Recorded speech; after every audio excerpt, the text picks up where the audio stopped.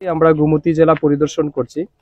মূল উদ্দেশ্য হচ্ছে চলমান ভয়াবহ বন্যায় আমাদের পুরো রাজ্য ব্যাপক ক্ষতিগ্রস্ত হয়েছে এবং বিশেষ করে ফিশারি সেক্টর এবং অ্যানিম্যাল হাজবেন্ডারি সেক্টরে এবং প্রাইমারি সেক্টর যেটাকে আমরা বলি এগ্রিকালচার সেক্টর, সব মিলিয়ে ব্যাপক ক্ষতি হয়েছে।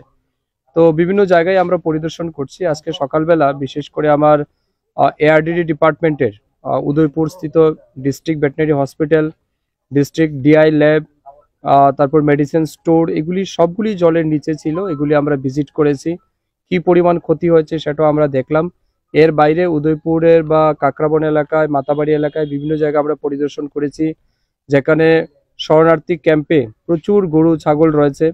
তাদের খাদ্যের ব্যবস্থা আমাদের এআরডিডি ডিপার্টমেন্টের পক্ষ থেকে করা হচ্ছে। ডাক্তাররা নিরলসভাবে তারা পরিষেবা দিচ্ছেন, দিন রাত্র পরিশ্রম করে তারা, যারা ফার্মার রয়েছেন, লাইভস্টক ফার্মার, তাদেরকে সাথে থেকে তাদেরকে সহযোগিতা করছেন। কিছুক্ষণ আগেই আমরা জামজুড়িতে যাদের বাড়িতে গরু আছে, হয়তো ঘাস নেই বা খাদ্য নেই, গোখাদ্য নেই, তাদের সহযোগিতার জন্য আমরা কিছু গোখাদ্য প্যাকেট ফিড আমরা দিয়েছি, প্রদান করেছি। এক একটা গরুর জন্য আলাদা করে প্যাকেট আমরা করে দিয়েছি। এর বাইরেও ডিওয়ার্মিং আমাদের চলছে। বিভিন্ন রকমের ইনফেকশন থেকে তাদেরকে রক্ষা করার জন্য মেডিসিন আমরা প্রোভাইড করছি। সেই সেক্টরে আমাদের ARD department through out the state খুব ভালোভাবে কাজ করছেন এবং ইতিমধ্যে আমরা সবাইকে বলেছি এবং আমাদের অফিসিয়ালরাও খুব হার্ড ওয়ার্ক করছেন। ইভেন বন্ধের দিনেও তারা আমার যারা শরণার্থী আছেন বা যাদের গরু ছাগল এফেক্টেড হয়েছে তাদের পাশে থেকে তারা সাহায্য করছেন এবং কাজ করছেন। এই মুহূর্তে আমরা দাঁড়িয়ে আছি উত্তর শিলঘাটি গ্রামে, যেটা কাকরাবন ব্লকের অধীন। এখানেও আমরা বিভিন্ন জায়গা পরিদর্শন করেছি। কি পরিমাণ জলাশয় বা পুকুর এই ফ্লাডের কারণে নষ্ট হয়েছে।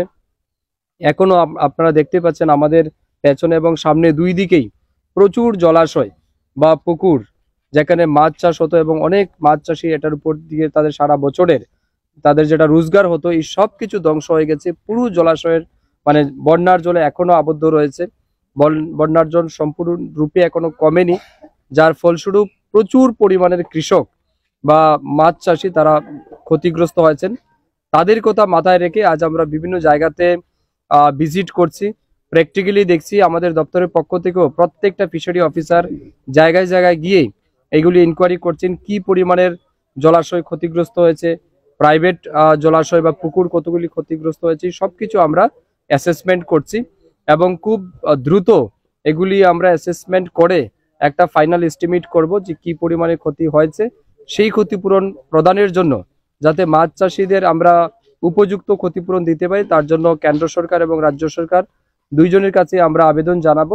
এবং আমাদের বিশ্বাস কেন্দ্র সরকার এবং রাজ্য সরকার, দুই সরকার মিলে যারা রাজ্যের মাছ চাষি আছেন বা পশুধন চাষি আছেন, সবাইকে আমরা তাদের প্রয়োজনীয় ক্ষতিপূরণ প্রদান করব, যাতে আগামী দিন তারা এই দুর্যোগপূর্ণ সময় বা যে কঠিন সময় তারা দাঁড়িয়েছে, এই সময় যাতে আমরা তাদের পাশে থাকতে পারি আর্থিকভাবে এবং মানসিকভাবে। বিভিন্ন শিবিরগুলোতে দেখা যাচ্ছে যেভাবে গোমাতাগুলো রয়েছে, তাদের খাবারের পরিমাণ কত রয়েছে? এটাই আমি কিছুক্ষণ আগে আমরা বললাম আপনাকে। আমরা প্রত্যেকটা গরু প্রতি 1.5 কেজি করে প্যাকেট আমরা করেছি ফিড, ক্যাটেল ফিড, এইগুলি আমরা দিচ্ছি। কারোর বাড়িতে যদি 2টা গরু থাকে আমরা তাদেরকে 2টা করে প্যাকেট দিচ্ছি, অর্থাৎ প্রত্যেক গরুর প্রতি 1টা করে প্যাকেট দিচ্ছি। এবং এটা আমরা চেষ্টা করছি কন্টিনিউয়াস বেসিসে দেওয়ার জন্য। যদিও এটা তো আমাদের কাছে আগে থেকে জানা ছিল না, হঠাৎ করে এত বড় হ্যাভকের আমরা শিকার হয়েছি, যার কারণে আমাদের কাছে সেই রকমের স্টক ছিল না। তো আমরা সামহাও ম্যানেজ করার চেষ্টা করছি। রিসেন্টলি আমরা একটা ফাইলও অ্যাপ্রুভাল দিয়েছি যাতে কিছু প্রকিউরমেন্ট করা যায় এবং সেই সমস্ত গরু ছাগল যেগুলি বন্যার জলে ঘাস সব নষ্ট হয়ে গেছে, তাদেরকে যাতে আমরা পর্যাপ্ত খাবার দিয়ে তাদের বাঁচাতে পারি, তার জন্য দপ্তর সক্রিয় ভূমিকা পালন করছে। আর একটা বিষয় হচ্ছে যে এই বন্যার পরিস্থিতির মধ্যে দেখা গেল যেভাবে মাছের দোকান ছিল, সেই দোকানটা অনেকটা কমে গিয়েছে। এখন বন্যার পরিস্থিতি যাওয়ার পর সেই মাছের দোকানটা রাজ্যে কিভাবে সেটা না, এটা আমাদের কাছে সত্যি খুব বড় চ্যালেঞ্জিং আমরা মনে করি। এবং আমরা যেটা অ্যাসেসমেন্ট করছি, পুরো রাজ্যে প্রায় 80 ভাগ মানে মাছের যেটা উৎস ছিল আমাদের, ব্যক্তিগত প্রাইভেট পুকুর হোক বা সরকারি হোক, সব মিলিয়ে প্রায় 80 ভাগ জলাশয় কিন্তু বা পুকুর বা মাছের যেটা উৎস এটা নষ্ট হয়ে গেছে। তো আগামী 4-5 মাস আমরা আশা করছি আমাদের অনেকটা ক্রাইসিসের মধ্যে দিয়ে যেতে হবে। তো আমরা বাইরের স্টেট থেকে আমাদের ইনপুট করতে হবে এবং আমরা চেষ্টা করব যাতে খুব দ্রুত যে সমস্ত পুকুরগুলি ধ্বংস হয়েছে এগুলি যাতে আমরা ফার্দার ইনফ্রাস্ট্রাকচার করতে পারি, পুকুর রিপেয়ারিং করতে পারি এবং তাদেরকে মাছের পোনা দিয়ে বা খাদ্য দিয়ে তাদেরকে এই সেক্টরটাকে যাতে আমরা রিবিল্ড করতে পারি, তার জন্য আমাদের সব রকমের পরিকল্পনা রয়েছে এবং আমরা আশা করছি এই হ্যাবক পরিস্থিতি থেকে আমরা রাজ্যকে উদ্ধার করতে পারবো।